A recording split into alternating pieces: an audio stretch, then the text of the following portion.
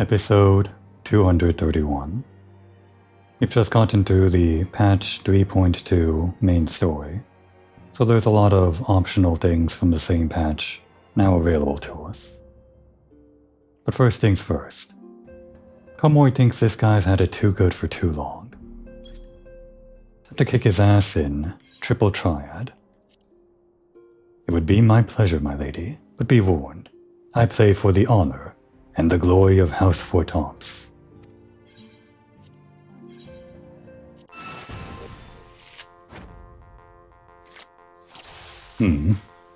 Yeah, he is using the House Fortomps cards. I guess that's to be expected. Does he give that card away? We'll try to go for that card. Probably not going to get all three cards from him. That's not going to be the main focus of this episode. But it would be nice to get this one card from him, if we can aim for it.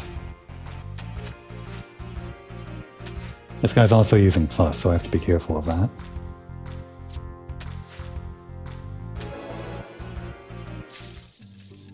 That's a mana lane, which is fine and all, but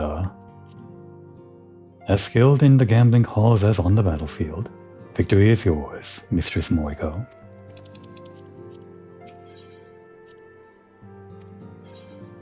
Oh wait. Can't back out now. I wanted to unlock that card, so that whenever we get the win screen, it would show up as a check mark.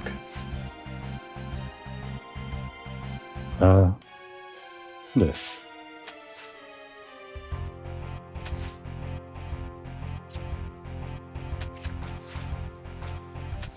Highest this guy seems to have is 8 or something.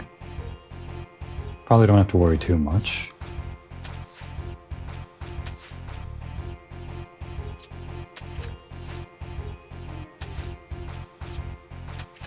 Doesn't even play cards to get cards when he could win. Feels like he doesn't know what he's doing. I think some of the AI is programmed to be like that, right? To not take the most efficient route or whatever. In addition to having not the best cards. Give us the Horsefont. What are the other two cards he actually gives out, though? If it's a mana lane, then I assume the other one of the other two, might be whatever his name was. Now I'm forgetting his name. The older brother.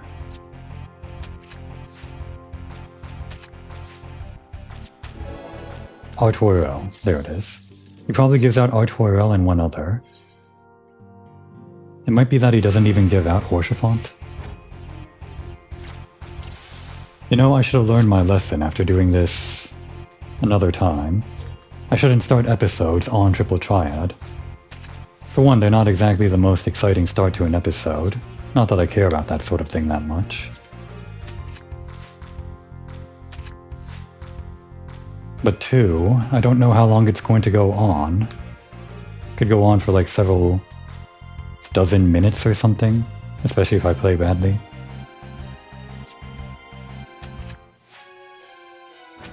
Damn. He plussed us. But we can do that too.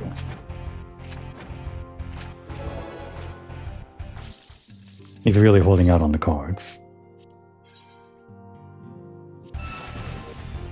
The problem with doing this without knowing how long it's going to last is that I should really be doing this at the end of the episode so that I can decide to call it whenever I reach the 1 hour mark or something. Now if I get into something that's really long, I'll have to make the episode go on longer than usual, longer than an hour. This really should just be used for filler time or something. But here I am doing it anyway, just because I want Horsefont.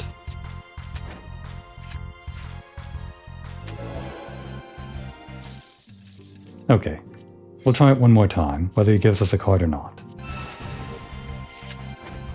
About 5 minutes is all I can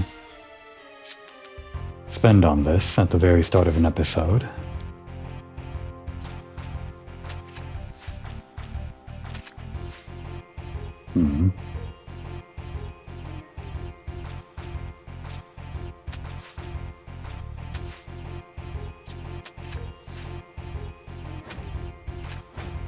Damn. That's not good. That's not good at all. Can we do a plus? I don't think we can with this corner, no. It's over. Alright, when I said one more try, I meant one more win. And that's it. We're not going to lose this one. This is the last round. I just have to start not stupid. And continue to play not stupid. Just good enough is good enough. Dangerous giving him the middle like this, but it should... Okay, it's fine. No card. He's really holding out on us. We'll be back for his card some other day. I'm sure this isn't the last time we're going to visit Fort Tom's Manor. So as for what we're actually going to do, well, what we're doing is probably maybe even more boring than just that. We got this again. Gotta go do the rounds so that I can continue to grind these off screen. It's about the right timing for it. I did these rounds the last time I finished the last patch's story, and here we are doing it again. But the one thing that I think I'll do is actually only do the Vanu Vanu and the Mughals. We'll probably skip the Vast this time, and just try to get everyone on the same level so that we can wrap them all up at the same time at a later point in time or something. Plus we might only have enough time for 2 of these quests, considering I just wasted some time on Triple Triad. What did I just say? The Vanu Vanu and the Mughals. So yeah, Sea of Clouds and Zenith when we're done here.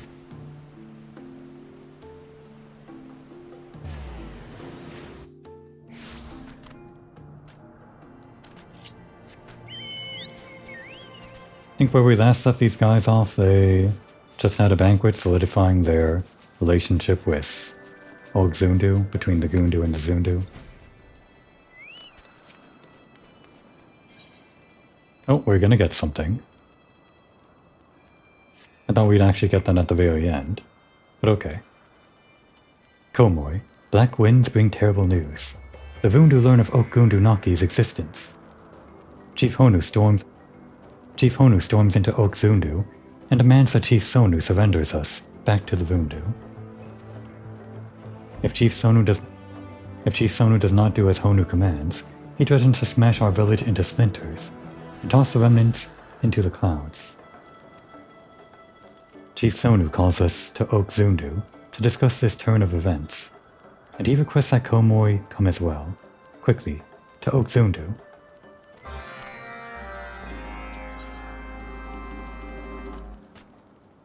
Something must be done before the Vundu bring ruin upon us. Hurry to Oak Zundu, where Chief Sonu awaits. Not all the flavor text, whatever optional dialogue is called, is going to be very interesting, but I have to try every time, as much as I can remember anyway.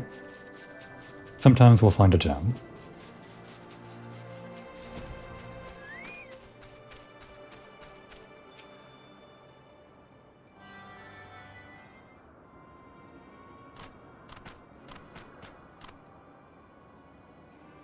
Chief Sonu, Oak Zundu faces destruction because of the Gundu. For that, Linu Vali offers 1,000 apologies to every Vanu of Oak Zundu. Linu Vali, the fault lies not on the Gundu. As inevitable as floods that follow enduring rains, the Vundu's greed eventually swallows all. But we will not stand idly by. The time to fight back is come. Chief Sonu, the Zundu will not accept this. We cannot ignore the might of the Vundu. Our tribe will not fight battle. They cannot win. A chief cannot ignore the voices of his tribe. If the Zundu do not fight as one, then Sonu sees no way through these troubled mists. The Zundu cower in their huts before Vundu tempest. Predictable. Very well. Surrender us to Chief Honu. Joyous he will be to receive an offering from his slaves. We just had a banquet. Come on, guys. Slaves? enough of Linuvanu's slights. The Zundu only fight if victory is assured. Even Paisa calls them cowards. Gundu fight until the last Vanu. A warrior's death brings more honor than bondage. Brother, be calm. You must think. Even if Zundu join us, to take up arms against the Vundu means certain death. But fighting is not the only way. We will send them fleeing with the sun drop dance. Sister, do you not remember? When the Vundu attack Okundu, they stand stoic as totem poles. Before the dances of our fiercest warriors, it is useless. Do not forget, many Gundu betray their own that day, robbing us of the strength unity brings. But now we fight for a new home and freedom. Let us dance as one, and drive the Vundu before us. Minuvali, that is no easy task. The Zundu live peacefully for countless moons, and they forget what it is to fight. If they dance before Chief Honu, and he casts his baleful gaze upon them, it is Zundu who run. Still, there may be a way. Perhaps if the Zundu see a mighty warrior sundrop dance, then as rain breathes life into a wilting flower, their courage will be born anew. A mighty warrior. Where can we find one of those? Ah, but does a mighty warrior not stand before us? The one who casts the white himself down from the skies. Certainly she can rouse their vigor. We're also master dancers, so this is great for us. Chief Sono is right. Komori's dance kindles Linuvali's courage, washing away the fear from her heart. Okay, not the dance that she's referring to. That was just the default dance. We have plenty of better dances, and we're soon to get a better one too. Komori learned the Sundrop dance, and shows the Zundu a Netherling's fury. Linuvali teaches Komori the steps, but first, all who wish to learn the dance must submit themselves before our ancestors. Worry not, Linu guides you along the way. Come, Komori, meet Linu at entrance to Okzundu. Ah, the time has come for sister to lead. Linuvanu may be chief, but sometimes he wonders who is most fitting to sit in the chief's roost. It's your sister. Your sister should do it. Sonu anticipates Netherling's dance more than the coming of spring. Go, and master the Sundrop dance. And you? Will our tribe agree to this? We'll show you. We'll show you our dance. We don't even know the dance steps yet, and I know it's going to be great already.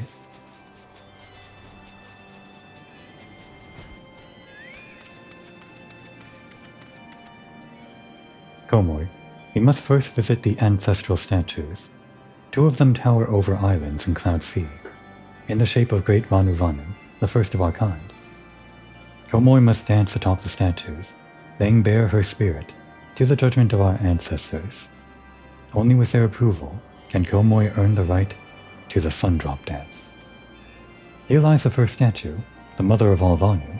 Go, Komori, and dance atop the statue with zeal. Dance atop the statue with all the power you can muster.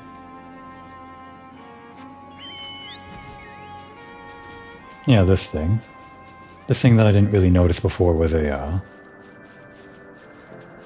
bird. It's kind of a different shape from the current Vanu, isn't it? Maybe they looked different way back then? Alright, we'll show you a dance. One of our good dances. What do you think of that, ancestors? Submit your spirit to the Vanu ancestors with a rousing dance. Yeah, of course they want the default dance, but I don't know. I feel like my ancestors are just gonna laugh at me. Fine. You want to see the dance of our people? Here it is. Do you like that? Do you like that, ancestors?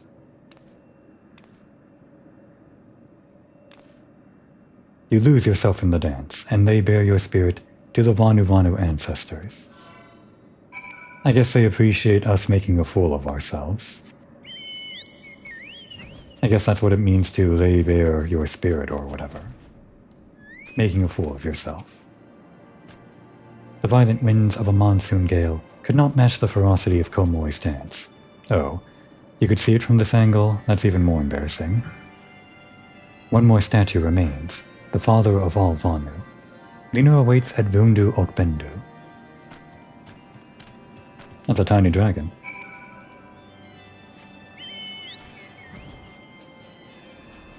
So, how far is that? Yeah, the opposite side of the map. I figured. The mother on this side of the map, this side of the map, and the father all the way on the opposite end, like symmetry or something.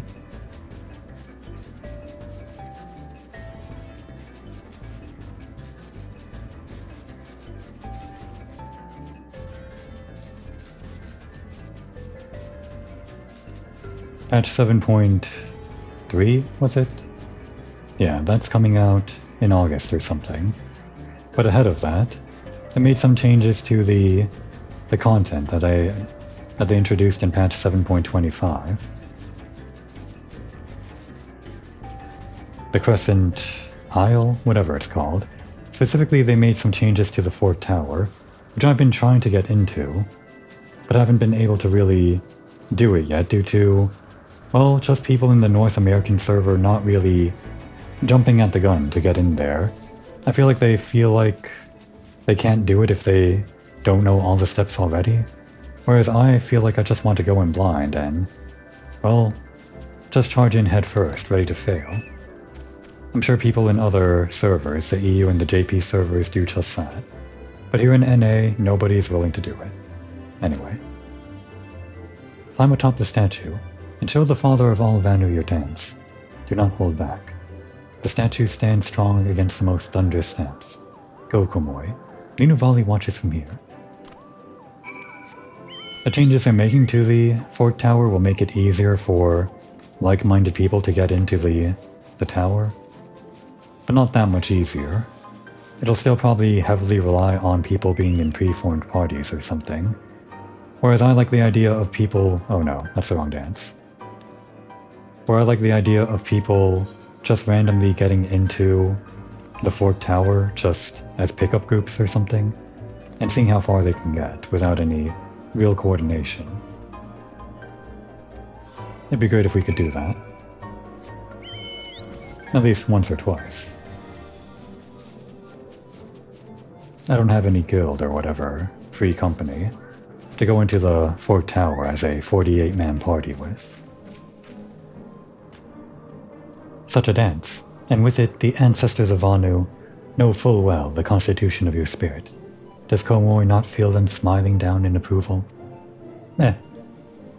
No? Perhaps only Vanu can feel the warmth of their smiles. Nonetheless, it is time to return to Oksundu. Come, Komoi.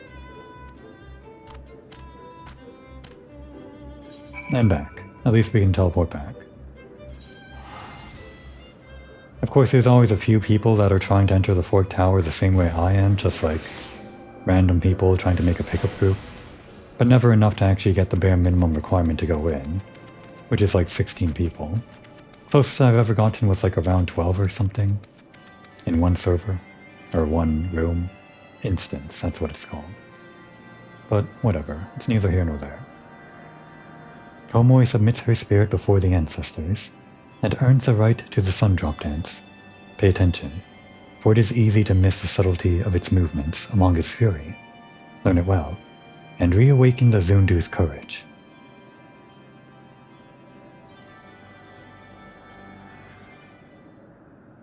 Dance, Komoi. You must dance.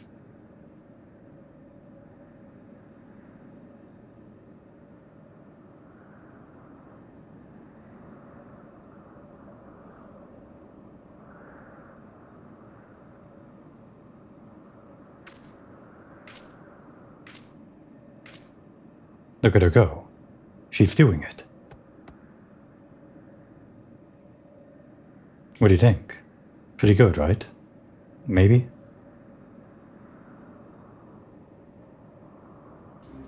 Such power, such strength. Netherling moves with fury of raging typhoon. Magnificent, the Void himself cowers among the clouds. I knew it. Our hearts stir with fury. We will dance. Zundu will dance. Netherling's dance rivals even Chief Unu's in wrath. The dark mists lift, and path we must walk becomes clear.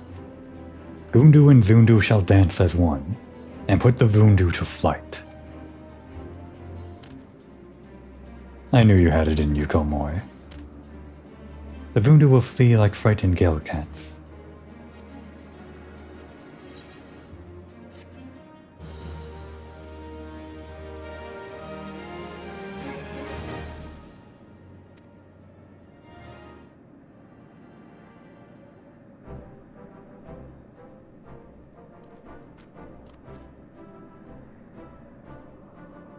A Gundu totem pole has been built in Okundu Naki to show reverence to the tribe's ancestors.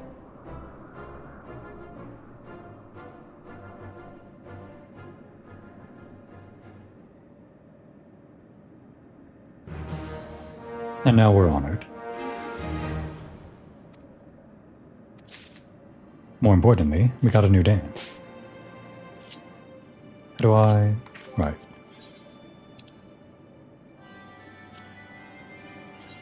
Right there. Placing that dance, I guess. For a little while, anyway. Look at her go. Such power. Such grace. Such firmness of motion. She doesn't stop. This dance kind of barely moves the legs, doesn't it? I think they take a wider stance with their dance over there, those NPCs. Too bad we don't kind of mimic that. Okay.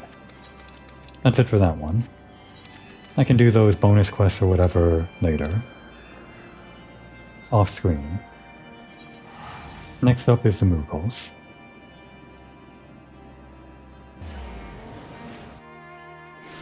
And we're doing it as a carpenter.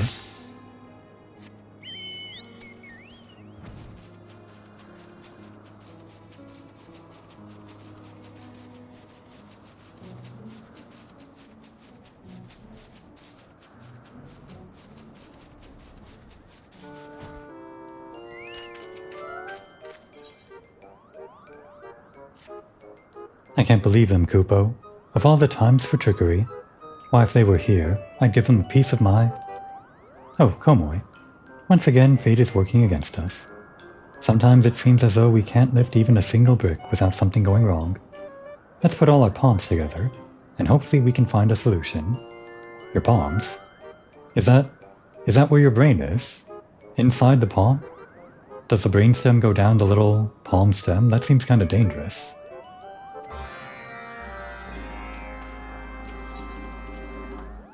I've heard you have plenty of experience with matters of this sort. Perhaps you can lend us your expertise in searching for lost things, Kupo. Just when I had forgotten how entertaining the Moogles' antics could be, this happens. You see, we are expecting a shipment of supplies from the Temple Knights, but their delivery is long overdue. Mogzen here suspects foul play. That's right, Kupo. With some Mogmenders busy at Barles, I asked the Moogles at Asa to help transport the supplies. Unfortunately, I fear they may have hid them, or worse. Our only choice is to find the Moogles in charge, and question them ourselves. Give them a good talking to, Mogzen. As the leader of the Mogmenders, you must make it clear that you will not tolerate such trickery. I have faith that the supplies will be here at Barles before long. Of course, Harrison. I'll give them a scolding they won't soon forget. Perhaps I'll even make them carry the supplies themselves. Oh, look at him. Off to rebuke an irresponsible Moogle, as a father would a disobedient child. However, as we are expecting a good many crates, another pair of young strapping legs to carry them certainly wouldn't hurt. Go and assist him should he require it. What about you? You're not younger strapping enough? Mogzen will be grateful for your company when he sees the size of the crates. Besides, It will bring me comfort to know you were by his side. Good. Fine. You just stand there and do no work. I guess he's delegating. I mean, his official position is that he's just there to instruct the Mogmenders. Humans aren't supposed to be working, well, not humans, here, whatever, Elizin people aren't supposed to be working on the dragon territory. It's supposed to be the Mughals. We're just advisors. But I guess we're okay. Because we're like not from Ishgard or something. Homoy, what are you doing here? Did Terracin send you to accompany me again? That he did. He really must, learn to let me handle my own affairs, Kupo. Look here. I gave this Mughal such a verbal thrashing that he's agreed to show me where he hid the supplies. And has even forsaken trickery for good. Completely and utterly contrite he is. Alas, I'd rather not spend my time reprimanding others. There's still so much to be done at Barles. But lately, I felt that no matter how many hours we labor for, we never get any closer to completion. Ah, but worry not, Komoy. I have no intention of giving up, Kupo. One blow at a time, we'll chisel away at Barles, until the glory of its past is restored. For now, I suppose I should see to the unenviable task of collecting the rest of the supplies. Komoy, I know much more important matters demand your attention. But could you deliver this crate to Barles? With any luck, we'll see each other again shortly.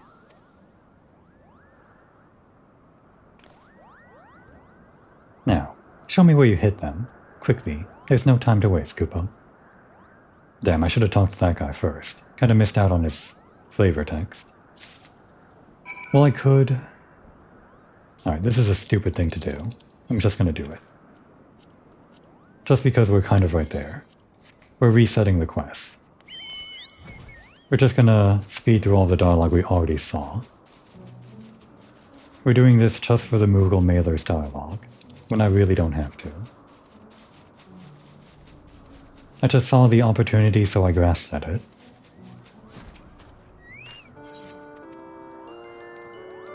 Quickly now, get through your animations.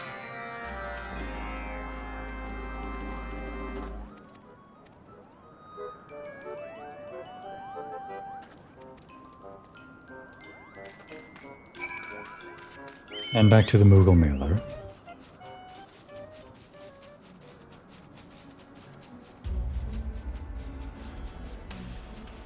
Okay, time to see if this was all worth it, for this guy's one line of dialogue. You must be that adventurer who's helping the Mogmenders. I'm terribly sorry for hiding the supplies, Kupo. I couldn't help myself. It's like there's some other Mughal living inside my palm, and he made me hide them up there, and over there, and down there. Okay, well, if anything, we got confirmation that the Mughal's brain is inside the palm, if there's some other Mughal living inside of it, or something. I won't say it was worth it, but I did it anyway.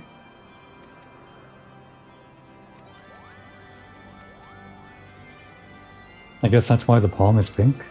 Because brains are pink. Are brains actually pink, or is that just like a cartoon thing? I assume they're probably pinkish, but not it's probably the blood, right?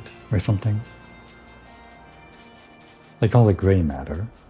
The stuff inside the brain. So is it actually gray or is it pink? I don't actually know.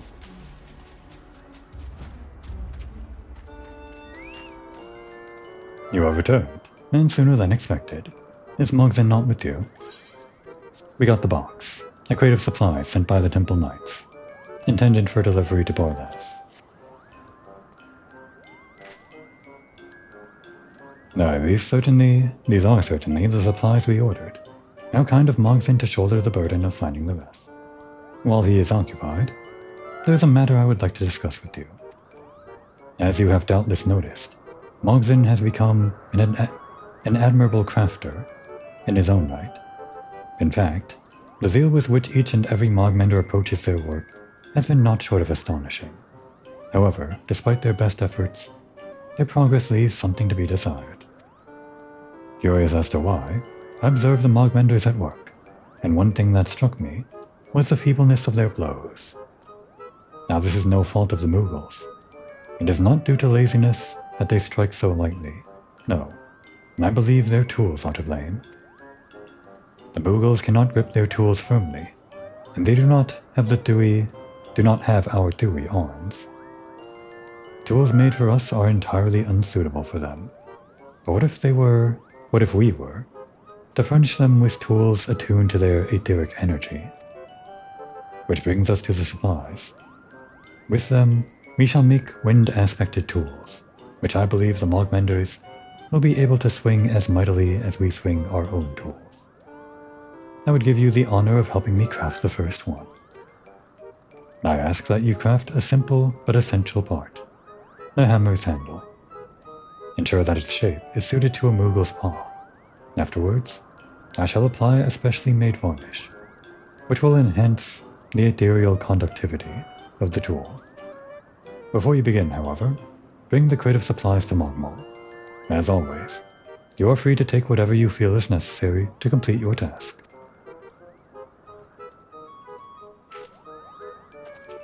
Using our tools to make a tool. Well, we had best get to it then. I shall begin work on the remaining parts at once. I look forward to holding the finished product in my hands.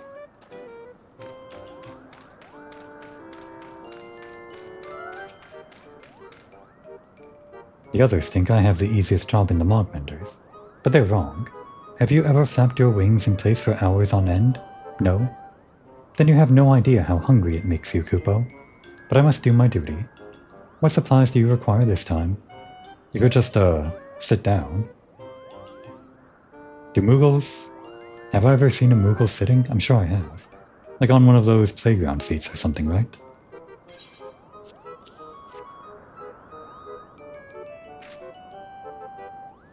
Ah, so these are the errant supplies? Any Kupo nuts? I thought not. In that case, feel free to take anything you need. Yeah, we already ate all the Kupo nuts. Sorry.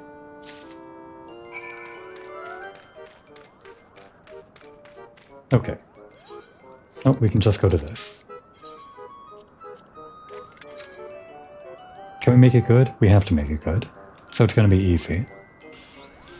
Oh wait, no, I wanted the other one. Well, this works too. Oh, and I could have started with one of these. Oh wait, we don't even know that one yet. Whatever. It doesn't matter. We have all we need.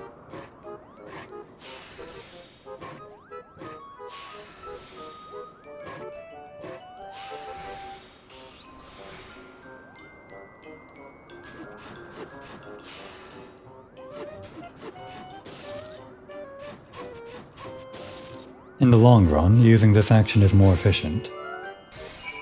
I think. Even if it has a chance of failure. Are you finished already? Of course, I only expect the most superb craftsmanship from you.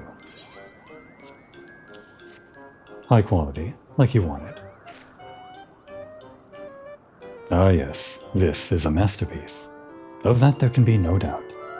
Now we only need take what I have made and...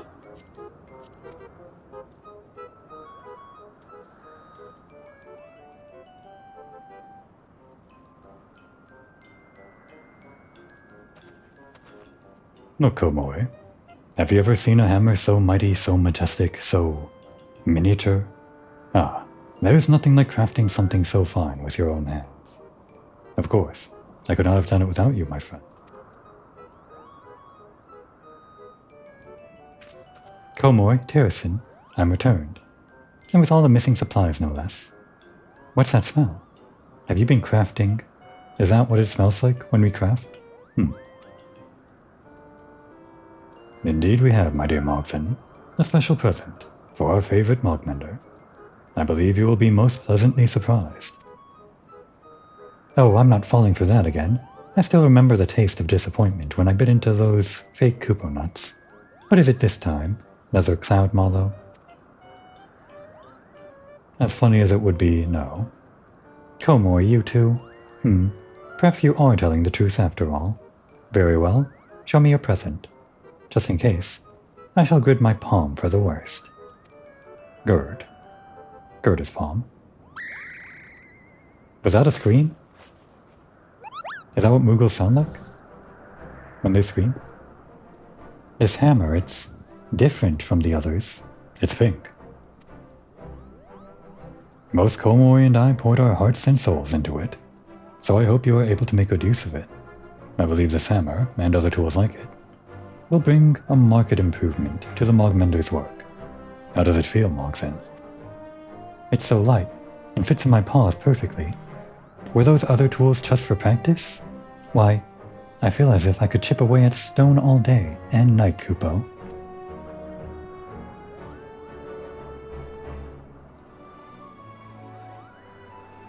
I'm full glad to hear that.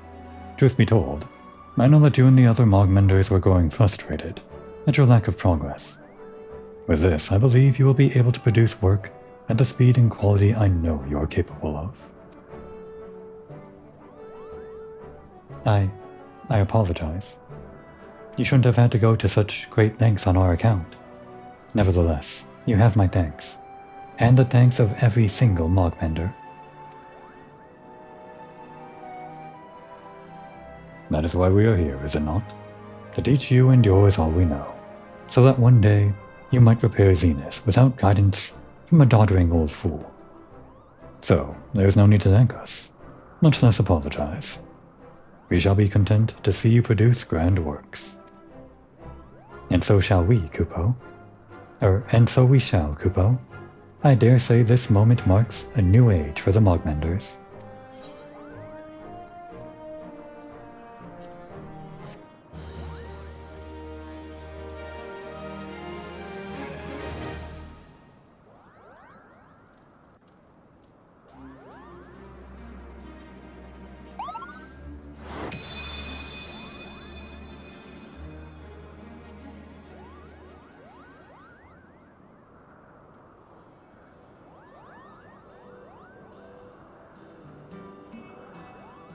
Thanks to your efforts, the Moogles have brand new tools to work with.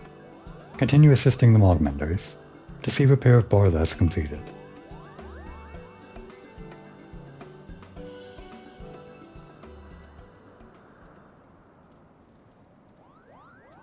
And reputation to respected.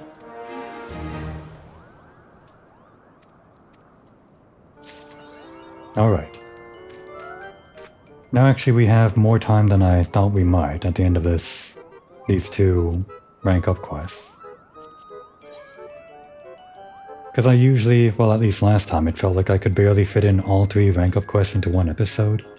So I thought it would only take 2 rank up quests to fill up this episode, but we still have more than a third left. Even after wasting time on the triple triad. So I guess I could finish off the rounds with the Vass, despite my plan of trying to catch everyone up to be the same rank, and have them advance all as one. I either have to figure out something right now to fill in the rest of the time this episode, or I'm going to have to do it later, for when we have the Vass completed and only have the Vanu Vanu and the Moogles to rank up later.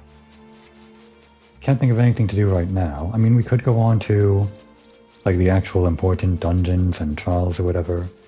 Do we have time for a dungeon? I guess we do.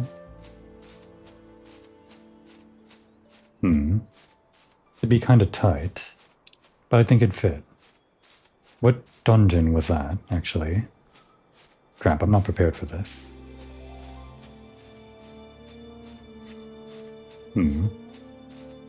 Quick look up. While we're floating here, not even gonna pause the episode.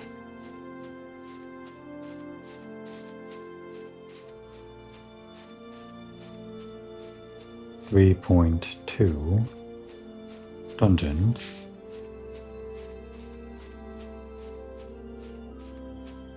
Of course, the anti-tower, which we already did as part of the main story. And then, where's the rest?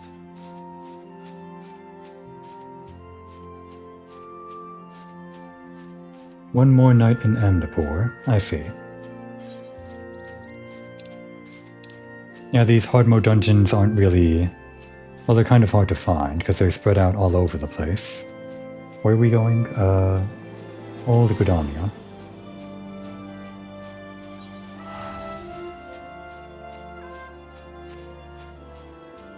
It was a bit easier in A Realm Reborn because a lot of the hard mode dungeons and just the regular dungeons they released with every new patch, those would show up in...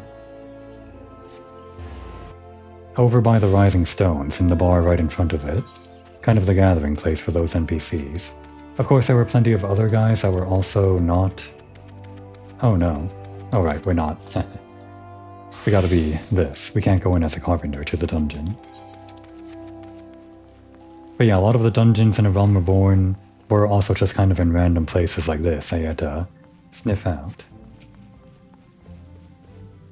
They kind of get better at putting these in a more findable location, like the expansion's hub city. Like, they would put it all in Ishgard if they had the design sense that they do later on for these quest activations or whatever. Full glad am I of your presence, Komori. The 12th Wood has need of your unyielding courage once more. Following your deeds in the lost city of Amdapur, we had thought the darkness lifted, its haunted walls freed from nightmare. Thus did we enter the ruins, our elementals at our side, intent upon returning that decaying edifice to the forest. Only for our immortal companions to withdraw without warning. From their agitated whisperings, we later gleaned that an entity of daunting power yet lingers within the bowels of the city. And until this being is put down, the elementals appear those in return. I pray you, visit Raya Osena, where she waits at Camp Tranquil, and answer her plea for assistance. Kind of weird to tack this onto the rank-up quest as the last third of this episode, but we can just say that this is Komori continuing to do the rounds. In fact, we just had the whole Shadow of Mach stuff that raid started, which is having to do with the War of the Magi, so maybe Komori's making her rounds back over here, just because she feels like it's going to be relevant later on. Ah, the intrepid adventurer who braved the darkness of the lost city. To no other would I entrust this task. Lest you wonder, I do not doubt your success in expunging the darkness, which took root in the ruins before. The heart of that evil was excised, without question, but it would seem that some other power lay dormant beneath the stones all the while, its presence invisible to our senses. Plainly, however, that power is now very much awake. The elementals' panic attests to that. Fighting them will be no easy task. While my fellows and I endeavor to persuade the elementals to rejoin us, I would have you venture into the city once more, find the source of this new disturbance, and do what must be done. The wood-wheeler Alphine yet stands guard at the gate. I dare say he has not forgotten you. Ask and he will let you pass. I'm actually forgetting this one. Was this the one where we fought Diablos the first time? Or was that over here? In Amdapur Keep. I guess once we go through, I'll maybe remember. When I heard about this new trouble in the Lost City, I thought you might be back. Not one to leave a job half-finished, eh? Where you're stepping there. Aught fit to frighten an elemental is not to be taken lightly, be you favored of the Seed Seers or not. Okay. And with 15 minutes left in the episode, about the amount of time it'll take to go to the dungeon, we're going to activate our duty finder. Hopefully I don't have to wait too long. It's the weekend, so surely there's a lot of people in the duty finder.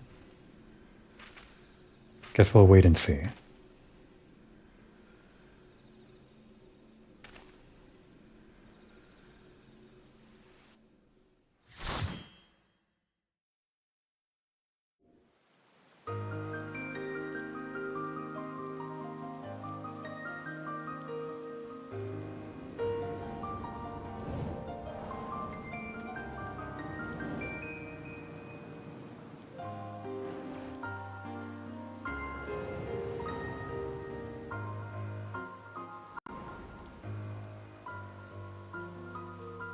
Lost City of Amdapor Horde.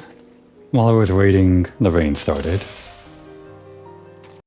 So now it's going to be raining inside the dungeon. As I've now learned that some of the dungeons use the weather from the actual world. Whose portrait? Laura? That's an interesting effect. What is that? Is that from like one of the ultimate raids or something?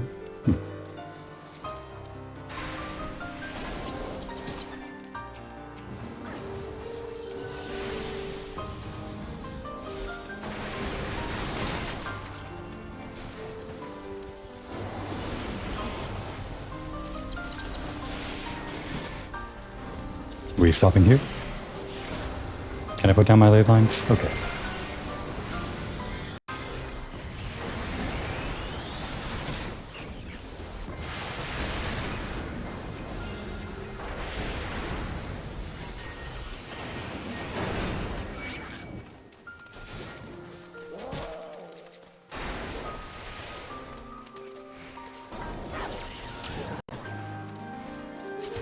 Was actually looking up the Lost City of Amdapor normal mode while waiting for this duty to pop. And it was actually the one where we fought Diablos, I forgot that. But yeah, this is the White Mage City, and the lore that maybe they mentioned in the story that I forgot was that Diablos was the one that brought this city to ruin, and he was just hanging out here forever. Up until the point that we came along, I guess he was sealed inside the city or something like that. Up until the calamity happened, and yeah, that's when we showed up. The exact timing I'm not sure, because the calamity was 5 years ago and then we fought Diablos, well, 5 years after that.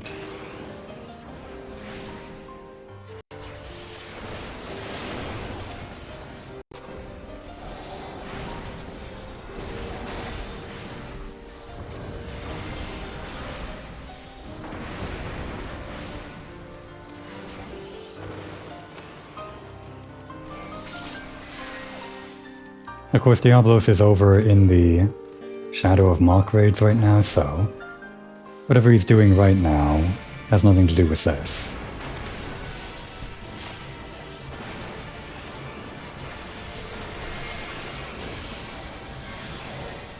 Look at us, overlapping ley lines.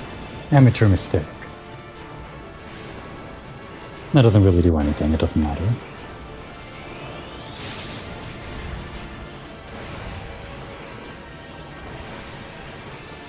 What did it release? Something I should be worried about?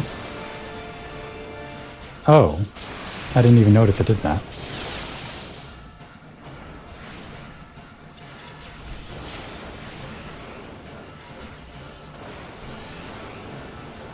My mistake, guys.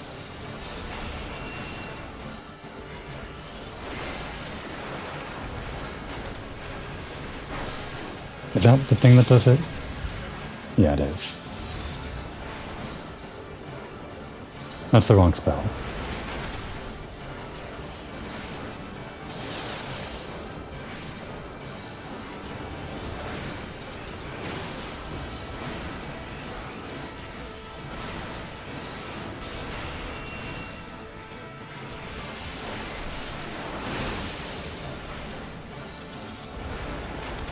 Psycho Squame, whatever that is. Should we be worried about that? I guess not.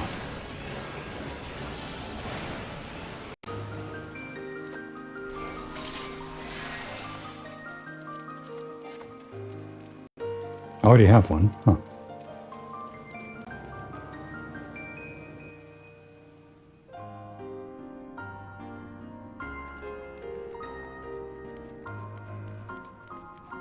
I do vaguely remember this layout, I guess.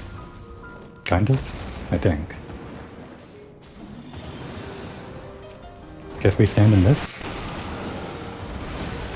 Yeah, it's got some kind of debuffs going on, so I guess it doesn't like the light. No, wait, we don't need this. I don't need the ley lines. What a waste.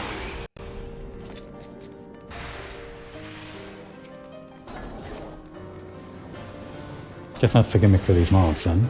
They don't like the light.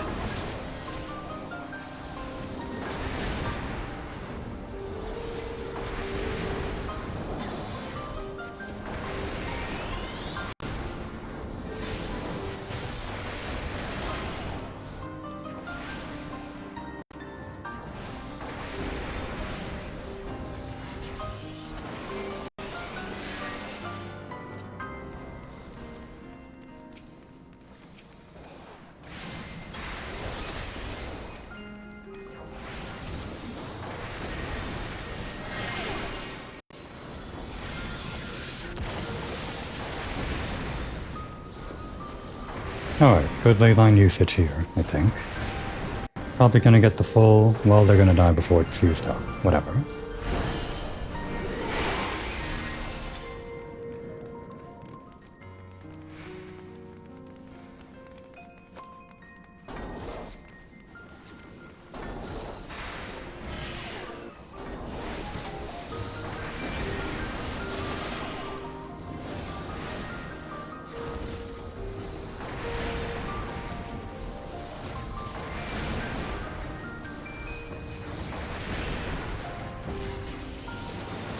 And another.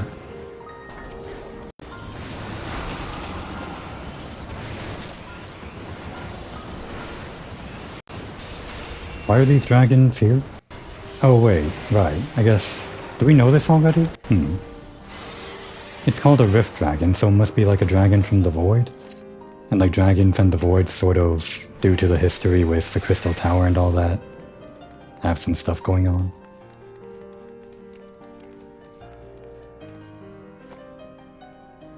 How does this boss work? I don't remember. And I think we're actually in like a new door that wasn't accessible before. A new part of the dungeon for this hard mode. Crap.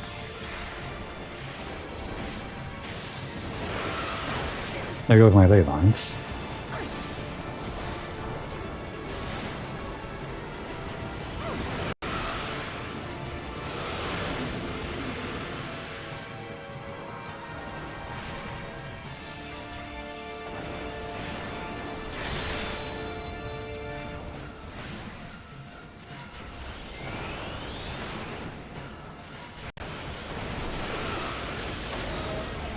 Earth resistance down. I'll keep that in mind.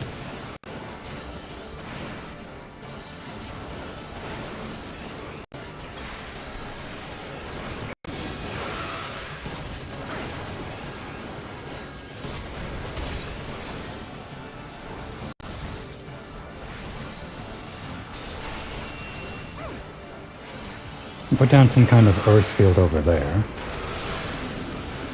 Now it's got some gargoyles, I guess. Let me have some of those ley lines. Nah, we can't share them, unfortunately.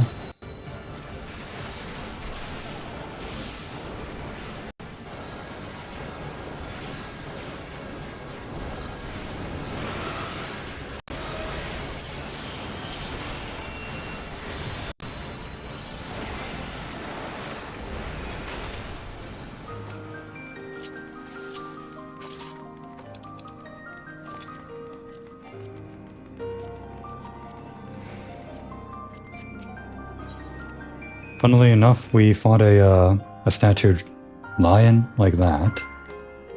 In the recent, I was just talking about it, the...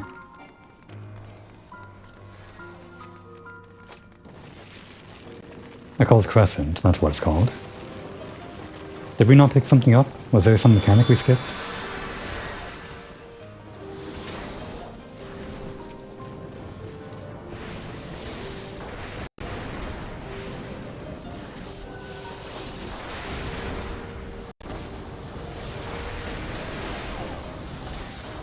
I'm safe.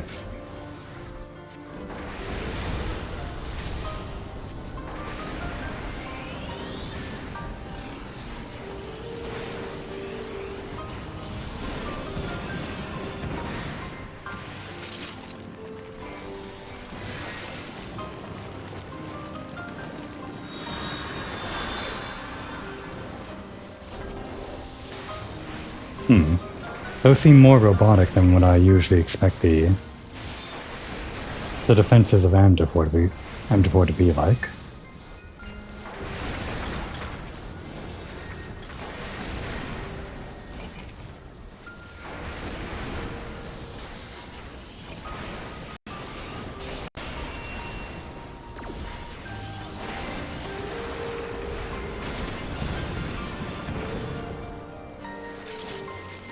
I guess we don't need that chest.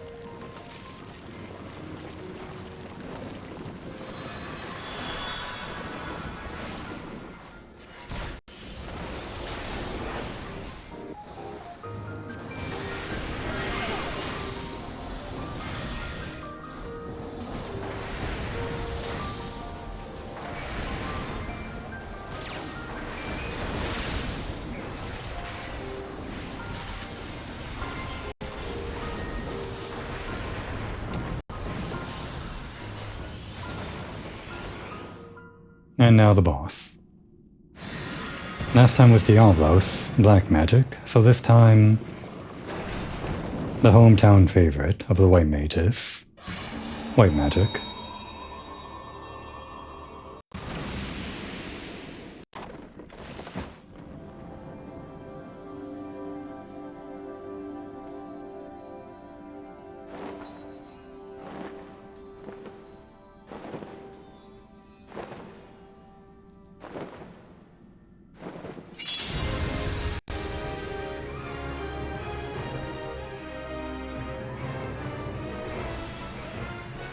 Karibu, apparently some kind of Amdapor white magic defense thing, which probably should have activated when we were fighting Diablos. For some reason, it's only coming awake right now.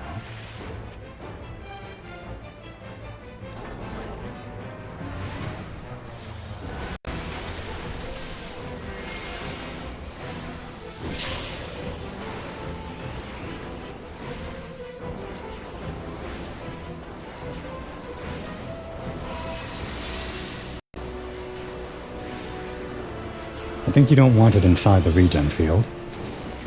Not that I can pull it away, it's already dead anyway. This boss has some kind of mechanic that revives itself, because of white magic. And of course, white magic can also be used for attacking. Reverses its spells for some phase.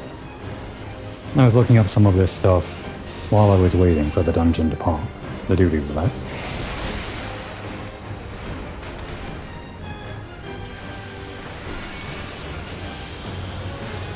The basic mechanic is that it casts some spells one way and then the other way. It reverses them, and you have to like do the opposite or something like that. It just works differently. It's not too hard though. With how much damage we're outputting, its own healing spells on itself don't really matter. This we should take care of though, I guess.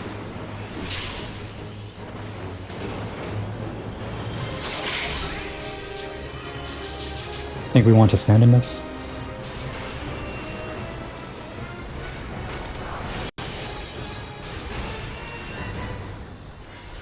If it's reverse, you don't want to stand in it. Luckily they're all color-coded.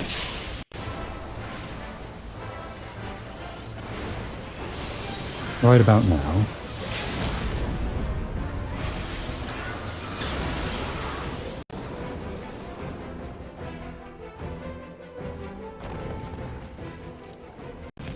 And that's it. Right on time.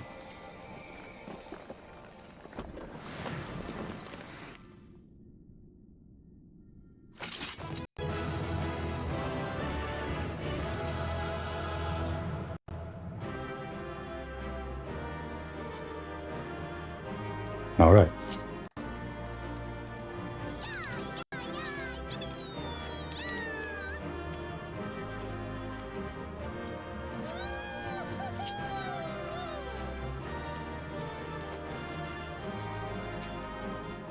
It would seem that whatever magics animated this sculpture have been spent. It is unlikely to ever rise again.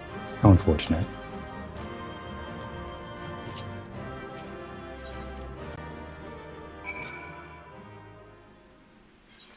I mean, it's not protecting the city anymore, so what use is it?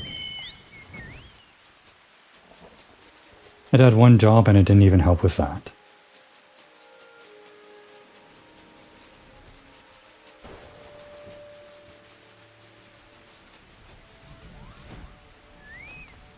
Kind of like that dungeon. It's sort of exploring the same ground that you already did, but then taking a detour to some hidden corner. Like a little nook where there's a secret boss waiting inside. Like the idea of that.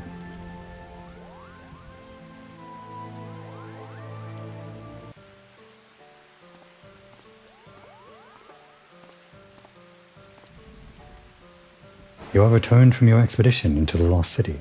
That is well. We, for our part, have at last succeeded in easing the elemental's disquiet. But tell us, Komori, what was the nature of the hostile presence that so unsettled them? White magic. Extraordinary. I was all but certain that some seed of the darkness had survived. I could not have been more wrong. I certainly did not expect ensorcelled statues. Creations of the Amdapoi Magi, I imagine. It would appear so.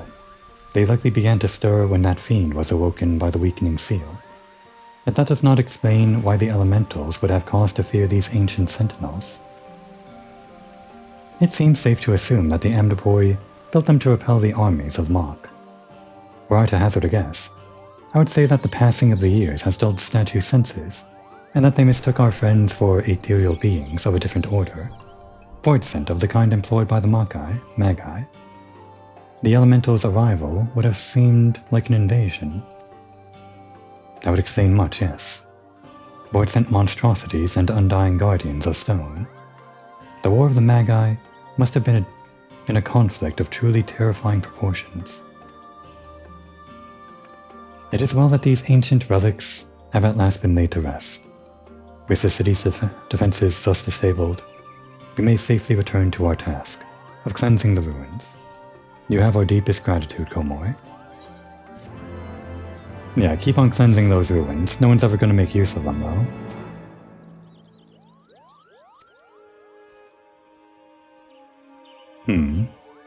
Is this relevant to the recent quest? I guess so. Ever does it hearten me to see your face, Komori. What brings you to the 12th Wood today? We were just leaving. Considering the Amdapoi horrors that were but recently in our midst, I would say that we fare rather well. The forest once again knows serenity, and we have you to thank for this, Komori.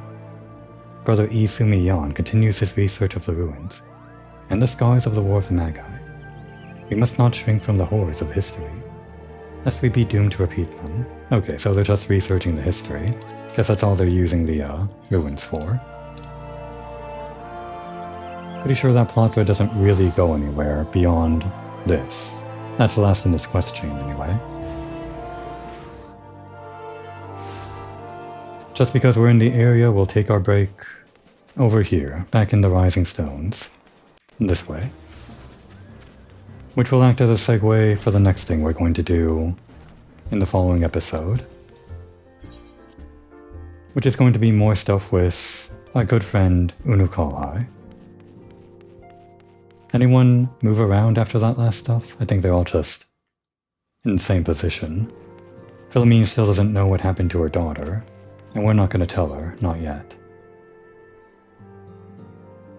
If I didn't spend those 5 minutes on Triple Triad, I'd be in a pretty good position right now to end the episode exactly on time. But I didn't do that, so I'm not doing this. Whatever. Now would be a good time to take a break.